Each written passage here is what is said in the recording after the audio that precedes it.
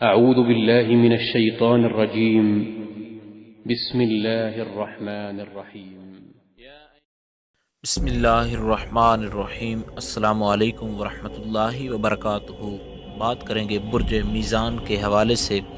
ستارہ اس کا زہرہ ہے، یعنی شکر، اور اس کے علاوہ جو ہے اس تارے کی عورت، اس کے اعضاء پر ایک تل ہوگا جو کہ خوشبختی کا اور اقبال کا نشان ہوگا، اور روزی فراخ ہوگی، زندگی عیش و شادمانی سے گزارے گی۔ ایک سختی کا زمانہ اس پر سے گزرے گا، لیکن دشمن اور بدگو اس کے بہت زیادہ ہوں گے، لیکن کوئی بھی غالب نہیں آئے گا۔ ایک مدت تک کسی ایسی چیز کی تمنا میں دل اس کا بستا رہے گا کہ جس کا چھوڑنا اور ملنا ممکن نہیں ہوگا۔ چاہیے کہ وہ درگزر سے کام رہے اور پاک دامنی اختیار کرے تو بگڑے کام بھی سنور جائیں گے۔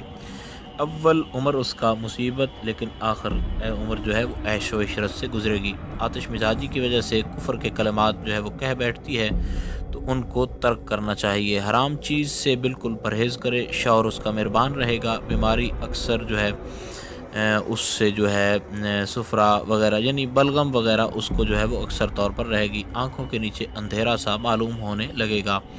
اکثر کچھ ایسی حالت رہے گی کہ نہ تو بیمار نہ تندرست، دعا مانگنے سے سب مرادیں جو ہے وہ اس کو حاصل ہو جائیں گی۔ عمر 3 برس یا 9 برس یا تبھی ہوگی۔ رنگین کپڑے اس کے لیے مبارک ہوں گے۔ سورہ اخلاص جو ہے اس کا پڑھنا اس کے لیے بہت زیادہ مؤثر رہے گا۔